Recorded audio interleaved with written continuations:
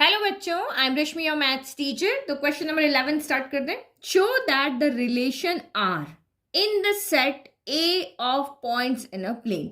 तो आपको यहाँ पे जो रिलेशन डिफाइन किया है वो किसके अंदर किया है? इन ए, इन द सेट ए, मतलब सेट ए से सेट ए में ही आपका यहाँ पर रिलेशन है। लेकिन सेट ए क्या है? सेट ए के अंदर कौन से एलिमेंट्स है कि पॉइंट्स इन अ प्लेन। ये जैसे हमारा प्लेन है, इसके अंदर जितने भी पॉइंट्स हैं, जैसे आपका प्लेन आप मेनली किसको देखते हो? एक्स एक्सिस को, और आपका वाई एक्सिस होता है। तो ये आपका प्लेन होता है, 2D होता है। इसके अंदर जितने भी पॉइंट्स है, ये सारे पॉइंट्स जो है वो सेट ए के अंदर है। जो भी पॉइंट्स है, लेट की मैंने यहाँ पे P Q R S T U V W x, इस तरह से बहुत सारे इसके अंदर क्या है, यहाँ पे पॉइंट है। तो सेट ए जो है वो आपके सारे प्लेन के जितने भी पॉइंट्स है वो सेट है। फिर रिलेशन क्या है कि P कॉमा Q, इस रिलेशन में P इधर वाले सेट से आएगा, Q इधर से आएगा। और रिलेशन क्या है? Distance of the point P from the origin is same as the distance of the point Q from the origin. तो ये प्लेन में हमारा ये क्या होता है? ओरिजिन होता है।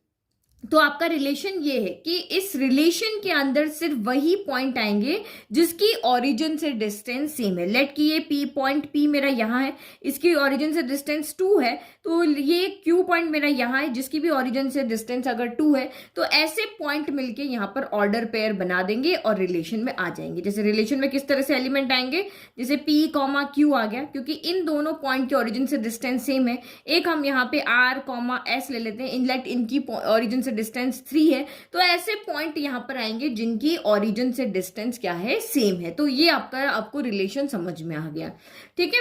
तो फर्दर शो दैट, ये वाली बात हम बाद में देखेंगे। तो पहले हमें यहाँ पे क्या शो करना है? Is an equivalence relation. आपको शो करना है कि ये जो रिलेशन है वो आपका एक इक्विवेलेंस रिलेशन है। तो इक्विवेलेंस रिलेशन के लिए हमें पता है ये 3 चीजें हमें प्रूव करनी होती है। रिफ्लेक्सिव होना चाहिए, सिमेट्रिक होना चाहिए और ट्रांजिटिव होना चाहिए।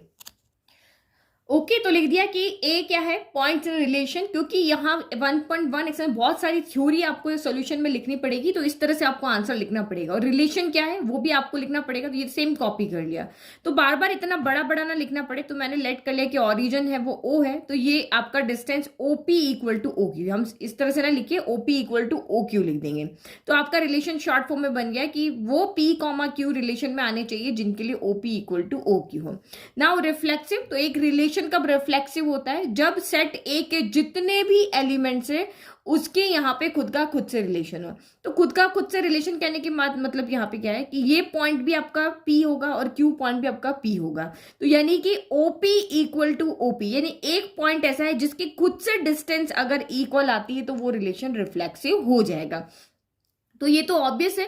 अगर मैं P पॉइंट को देखती हूँ तो इसकी खुद से डिस्टेंस तो इक्वल होगी, OP इक्वल टू OP होगा। अगर मैं Q देखती हूँ तो OQ इक्वल टू OQ होगा। अगर मैं R देखती हूँ तो OR इक्वल टू OR होगा। तो यानी कि जितने भी पॉइंट्स हैं उनकी खुद से डिस्टेंस क्या होगी? इक्वल होगी।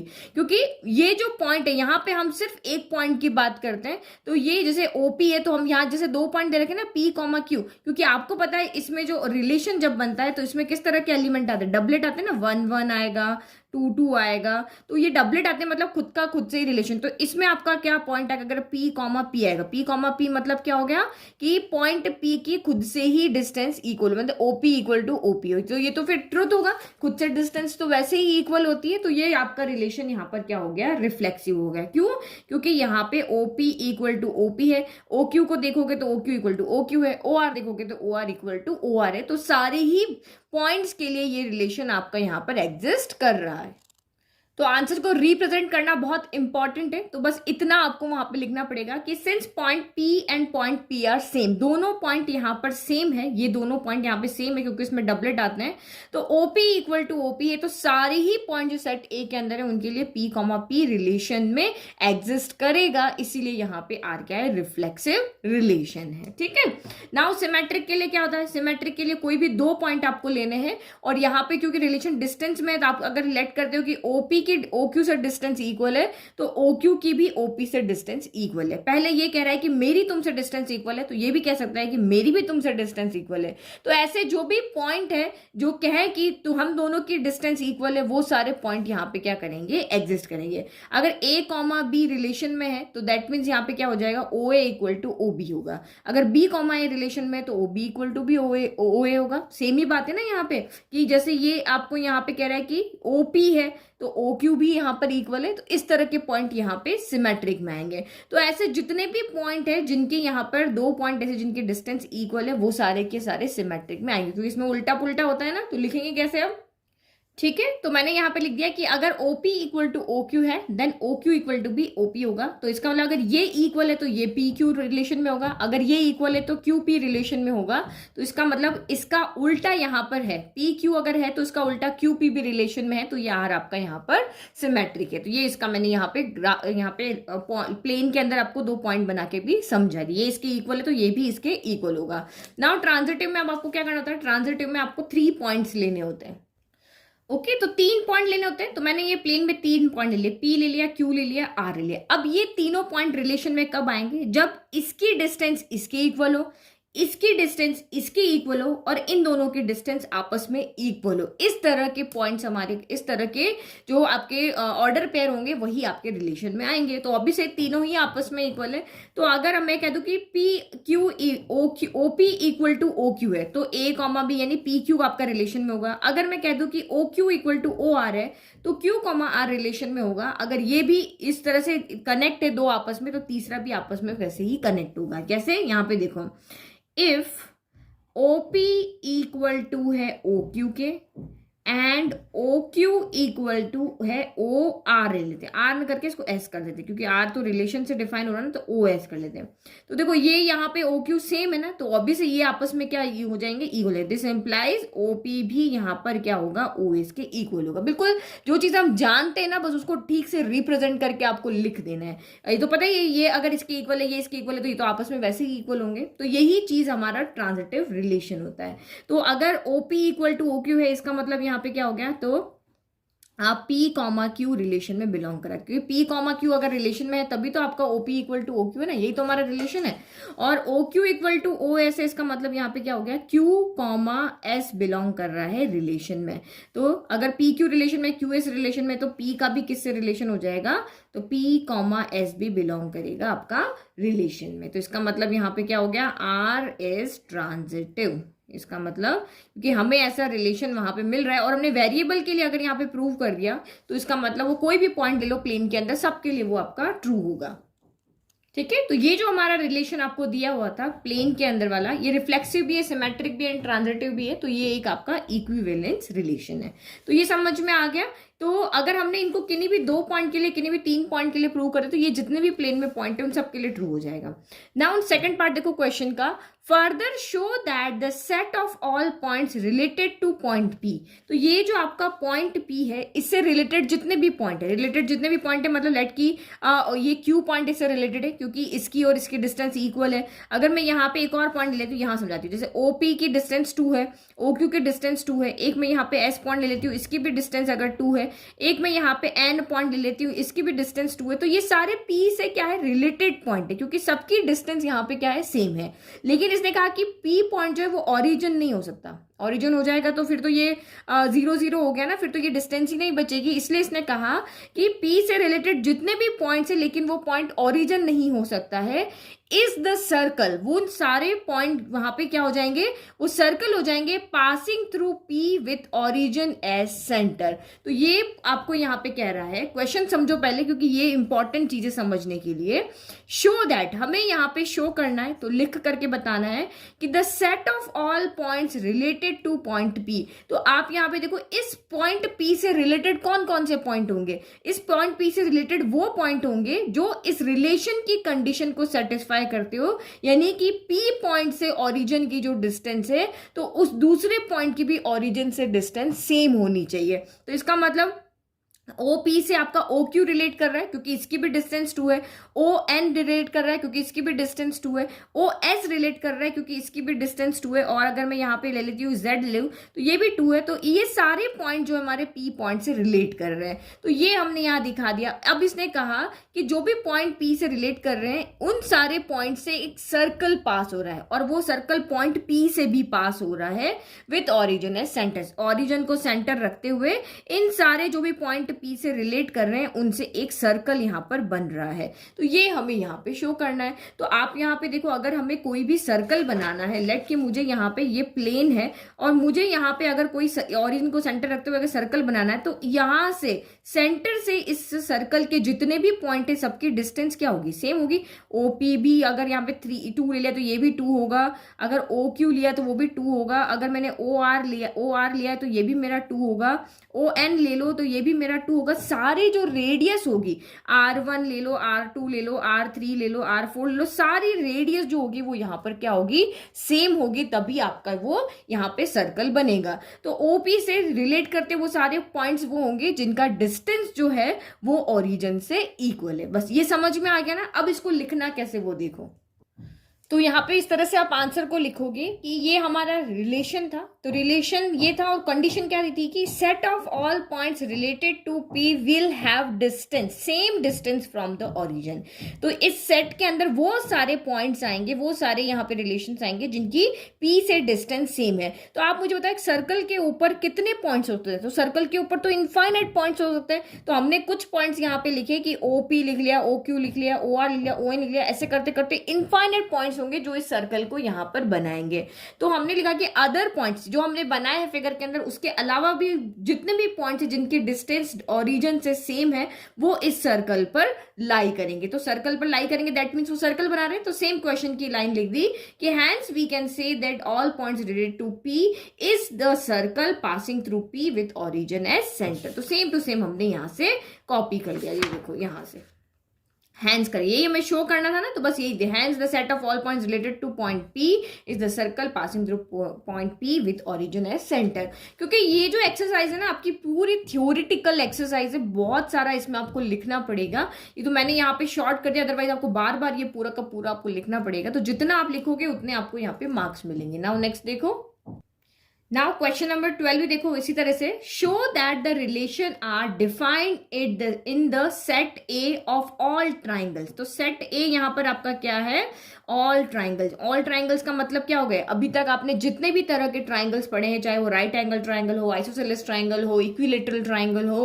और हम यहाँ पे ये कह सकते हैं कि और scalene triangle, obtuse triangle, acute triangle, जितने भी तरह के ट्राइंगल्स आपने पढ़े हैं वो सारे ट्राइंगल जो है इस सेट ए के अंदर है। सेट ए आपका यहां पर क्या है, all set A, set of all triangles.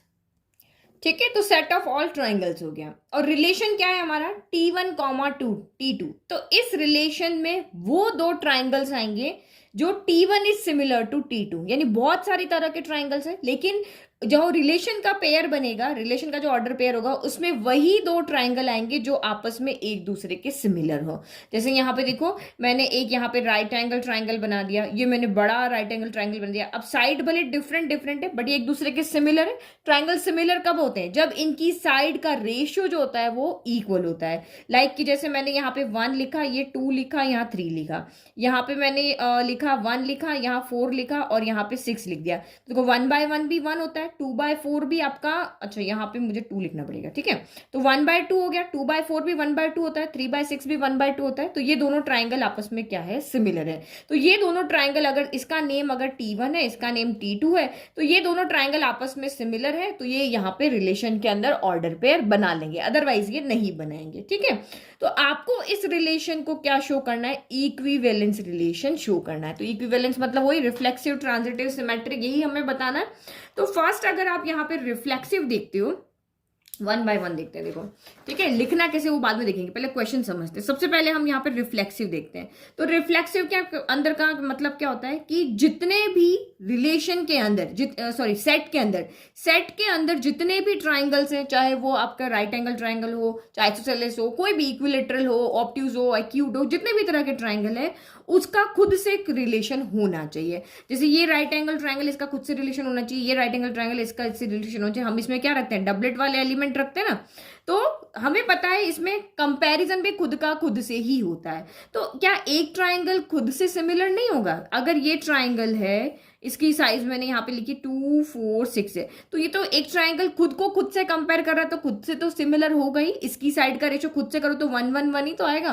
तो जितने भी ट्राइंगल इस सेट के अंदर हैं वो खुद से, यानी खुद से कंपेयर कर रहे हैं, तो वो खुद से क्या होंगे, यहाँ पर सिमिलर होंगे। तो इसका मतलब ये जो आपका रिलेशन है वो रिफ्लेक्सिव होगा, क्योंकि एवरी ट्राइंगल जो होता है वो सिमिलर होता है खुद के, सिमिलर टू इटसेल्फ होता है।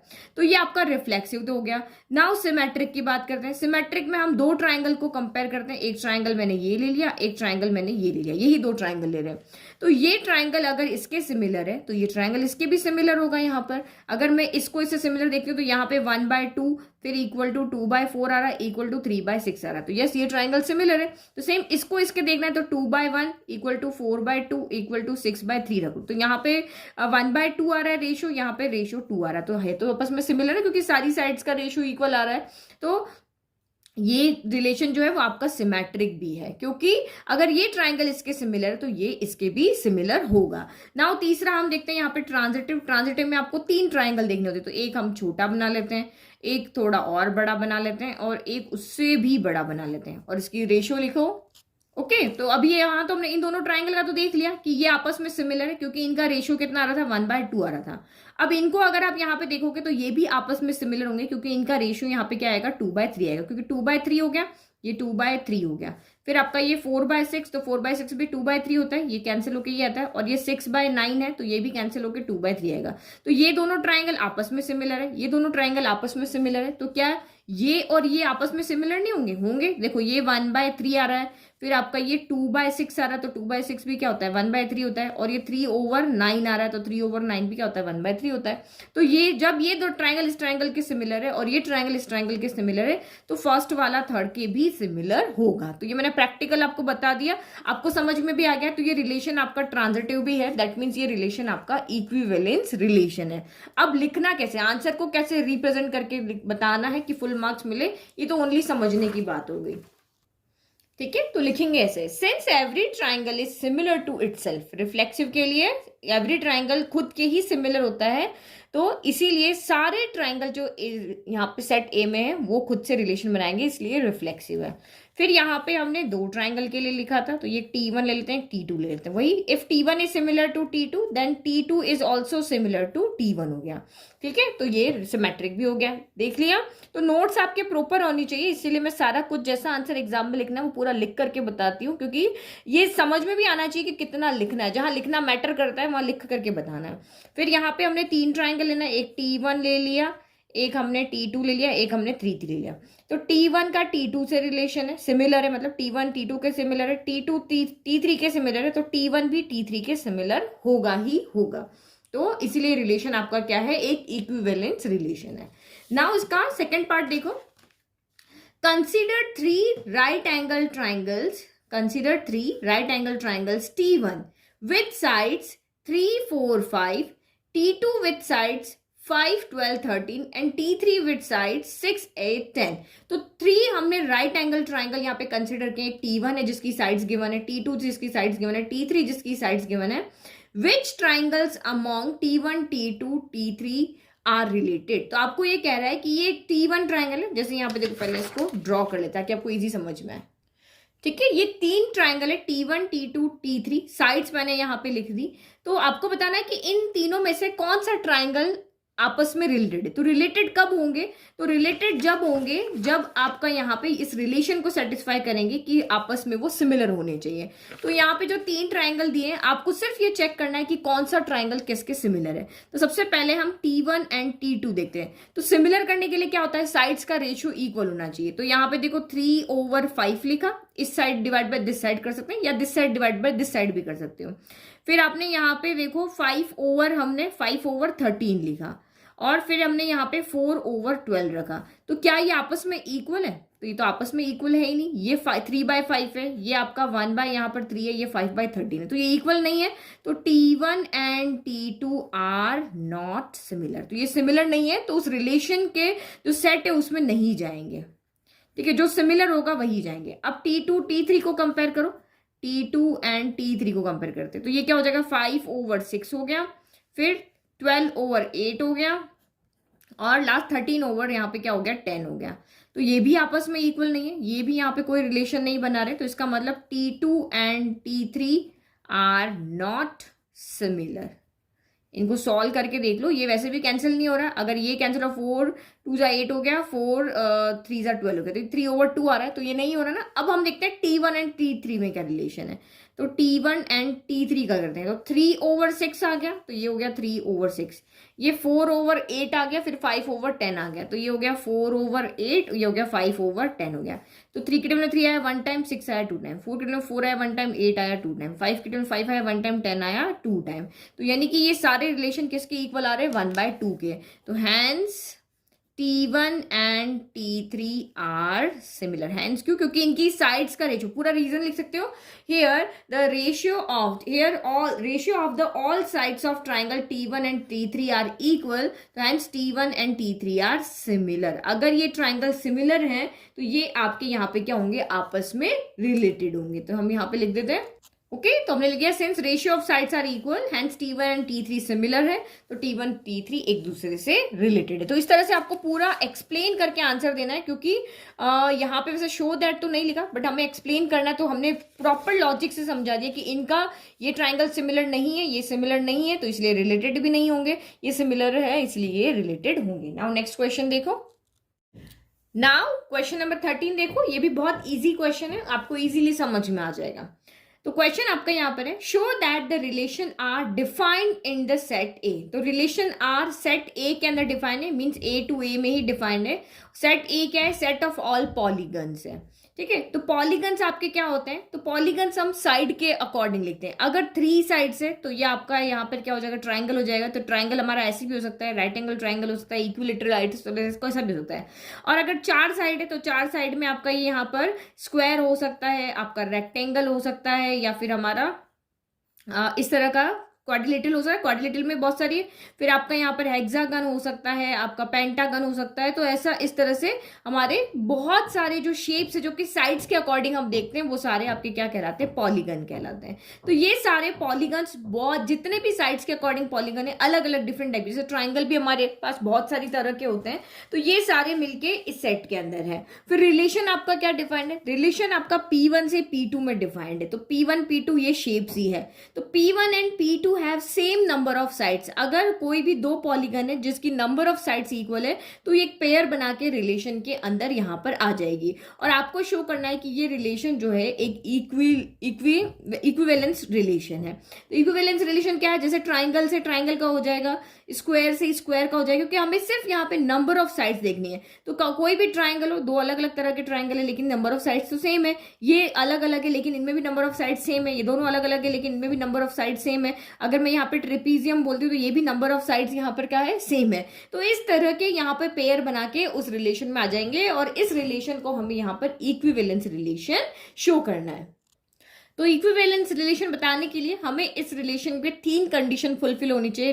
रिलेशन रिफ्लेक्सिव होना चाहिए, सिमेट्रिक होना चाहिए, ट्रांजिटिव होना चाहिए।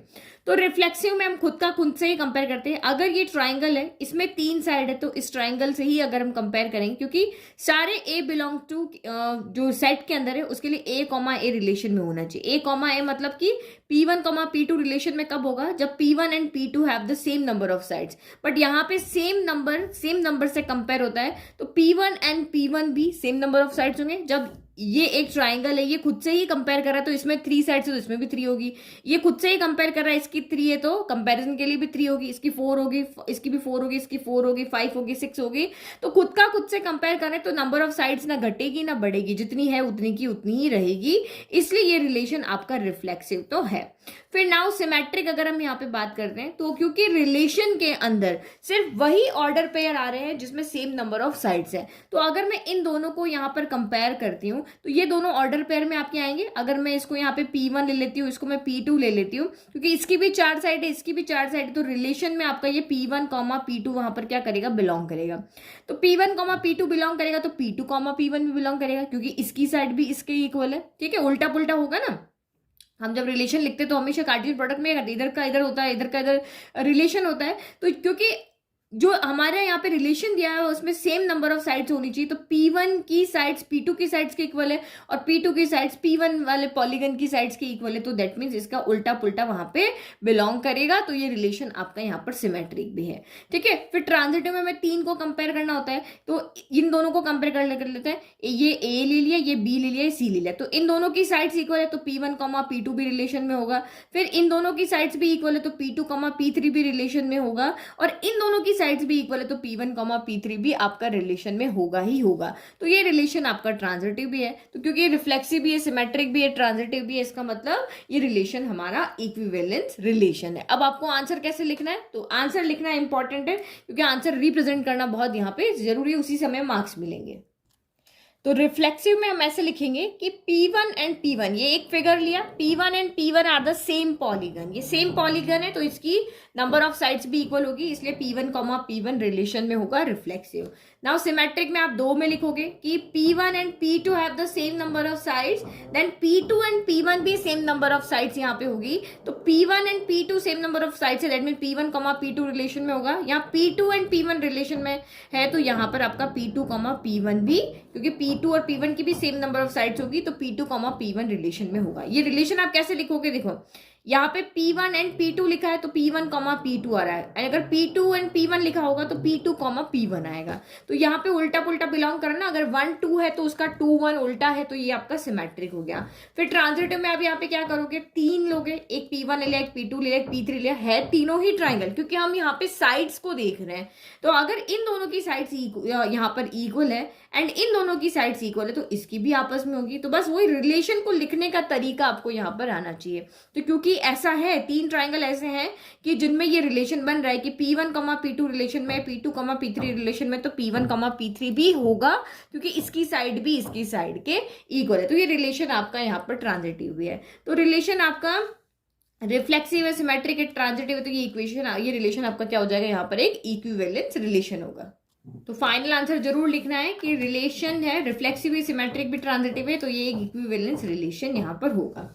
नाउ क्वेश्चन के सेकंड पार्ट पे चलते हैं। ये आपको यहाँ पर क्या कह रहा है, तो ये क्वेश्चन हमें यहाँ पे कह रहा है what is the set of all elements in A related to the right angle triangle T with sides 3 4 5। तो यहाँ पे आपको ये कह रहा है कि उन सारे जो आपका सेट ए है ना, उसके जितने भी एलिमेंट्स है, तो सेट ए के एलिमेंट्स कौन है, डिफरेंट पॉलीगन है, ट्राइंगल है, रेक्टेंगल है, स्क्वायर है, यहाँ पे आपका ट्रिपीजियम है, हेक्सागन है, पेंटागन है, इस तरह से इतने सारे यहाँ पर हमारे सेट ए के अंदर एलिमेंट्स हैं। तो यहाँ पे ये कह रहा है कि आप इसमें एक राइट एंगल ट्राइंगल है जिसकी साइड 3 4 5 है, तो इससे रिलेटेड आपका यहाँ पर सेट क्या होगा। एक ट्राइंगल है, जैसे ये मैंने यहाँ ट्राइंगल बना दिया जिसकी साइड 3 है 4 है 5 है, तो इन सारे पॉलीगन में से जितने भी पॉलीगन है इसमें से आपको एक ट्राइंगल दे दिया है कि ये 3 4 5 से रिलेटेड एक राइट एंगल ट्राइंगल है। तो इस राइट एंगल ट्राइंगल से रिलेटेड इस सेट में कौन कौन से एलिमेंट होंगे, ये आपको पूछा है। देखो एक बार फिर से समझाती हूँ, आपके सेट ए में बहुत सारे तरह के पॉलीगन है जिसमें 3 साइड्स भी हैं, जो कि एक क्लोज शेप बनाने के लिए मिनिमम 3 साइड चाहिए, 2 साइड से कोई भी क्लोज शेप नहीं बनेगा। यहाँ देखो ये मैं 2 साइड्स बना दी, इस तरह बना दी, कोई क्लोज शेप थोड़ी ना। तो पॉलीगन हमेशा मिनिमम साइड कितनी, 3 से स्टार्ट होंगे, तो 3 होगी, 4 होगी, 5 होगी, 6 होगी, 7 होगी, 8 होगी, तो जैसे जैसे साइड होगी वैसे वैसे नेम होंगे। तो इतने तरह के यहाँ पे पॉलीगन्स होंगे। तो ये कह रहा है कि हमने एक ट्राइंगल ले लिया 3 4 5 करके, एक राइट एंगल ट्राइंगल ले लिया, तो इस ट्राइंगल से रिलेटेड एलिमेंट्स कौन कौन से होंगे सेट ए में। तो ऑब्वियसली हमारा रिलेशन जो है वो क्या देख रहा है, नंबर ऑफ साइड्स देख रहा है। तो ये हमारा क्या है, ट्राइंगल है, इसकी कितनी साइड है, 3। तो इस 3 साइड से रिलेटेड जितने भी यहाँ पे पॉलीगन है जिनकी 3 साइड्स है, तो 3 साइड्स वाले होते कौन है, ट्राइंगल होते हैं।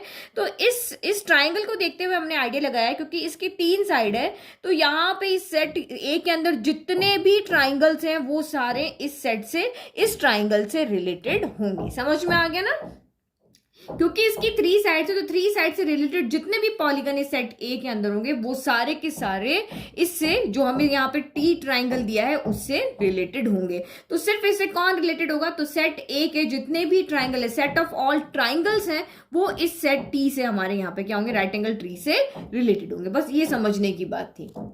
ओके तो हमने इस तरह से आंसर लिखेंगे कि set of all elements in A is related triangle T is the set of all triangles. तो उस ट्राइंगल जिसकी साइड 3, 4, 5 उससे रिलेटेड जो भी होंगे वो सारे ट्राइंगल्स होंगे, तो उन सारे ट्राइंगल्स का सेट जो होगा वो इस टी से रिलेटेड होगा। क्योंकि हमें कहा भी यही था ना कि the elements in set A related to right angle triangle T with side 3, 4, 5 are those polygons which have 3 sides. ठीक है, तो ये मैंने आपको समझा था। तो इस वीडियो में इतना ही सॉल्व करेंगे, बाकी के हमारे जो 3 क्वेश्चन है वो नेक्स्ट वीडियो में सॉल्व करेंगे। Thank you.